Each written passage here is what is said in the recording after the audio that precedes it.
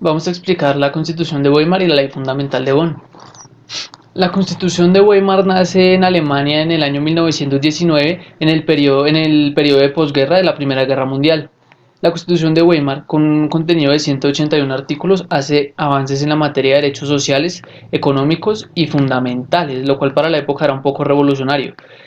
Junto a la Constitución de México de 1917, marcan el inicio del constitucionalismo social y dan los primeros vistazos a lo que se convertiría en el estado de bienestar. Algunas de las características fundamentales de la Constitución de Weimar eran sus derechos como la igualdad de todas las personas ante la ley, el sufragio universal de hombres y mujeres, la libertad de culto y la libertad de agrupación o asociación en cualquier momento o lugar de Alemania. Los entes legislativos eran dos: el Reichstag, elegido por voto popular, y el Reichsrat. El Reichsrat era como el Senado y el Reichstag era más bien un parlamento. Los actores del gobierno eran el presidente y el canciller. El presidente, entre sus funciones, entre sus poderes, podía elegir al canciller y vetar las leyes del poder legislativo. Esto va a causar problemas en el desarrollo de la Constitución de Weimar, y ya lo explicaremos más adelante. A continuación veremos el mapa de la República de Weimar. En inicio eran 17 estados, pero terminaron siendo 18, porque el Tratado de Versalles le impedía unificarse con Austria. Aunque estos estados eran los antiguos estados alemanes unificados en 1871, la Constitución de Weimar les reconocía cierta independencia para relacionarse unos con otros, pero todos estaban subordinados al poder central que quedaba en Berlín. El final de la República de Weimar. En el año 1933, el canciller recién posesionado Adolfo Hitler en el Reichstag proclama la ley habilitante, la cual gana por mayoría electoral dentro del Reichstag, la cual le confería poderes legislativos al canciller. Él, en su argumento para proponer esta ley, dice que sus facultades no van a ser mayores a las del presidente, lo cual no es del todo cierto. Esta ley inhabilitó o inutilizó el Reichstag, el cual ahora solo hacía funciones de mera supervisión.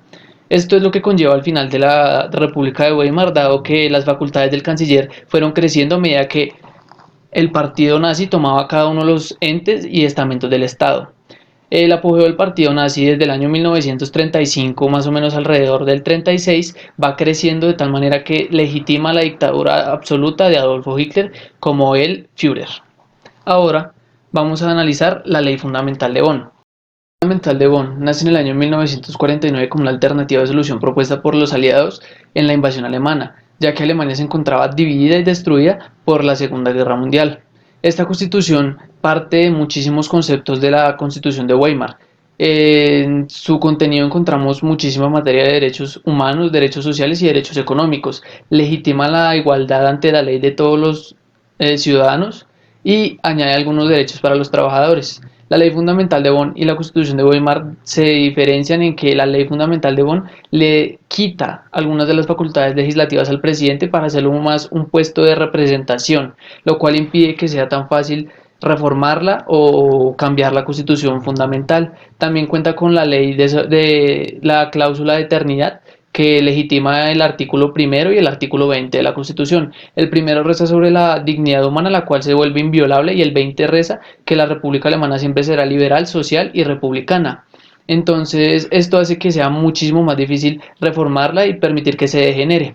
Alemania, en el periodo después de la Segunda Guerra Mundial, se encuentra dividida en dos: una división un tanto más ideológica, pero en el año 1961 esta división se vuelve física por el muro de Berlín. En azul vemos la Alemania occidental, la cual estaba regida por la ley de Bonn, y en rojo vemos la Alemania oriental. El punto amarillo es la Alemania occidental. Después de la caída del muro de Berlín, la Alemania Oriental pide un referendo para reformar la Constitución y hacerla una única para las dos partes de Alemania. La Alemania Oriental contaba con 5 estados nada más. Algunas de las consideraciones finales es que la República de Weimar en el año 1919 fue llamada la democracia sin demócratas por la inexperticia en el tema del constitucionalismo social, el cual aún era muy joven para el mundo.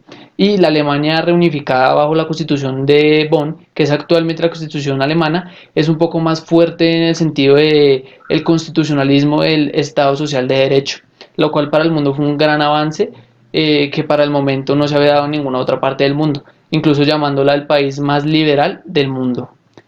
Este trabajo fue desarrollado para el área de Teoría Constitucional y del Estado de la Universidad Colegio Mayor de Cundinamarca.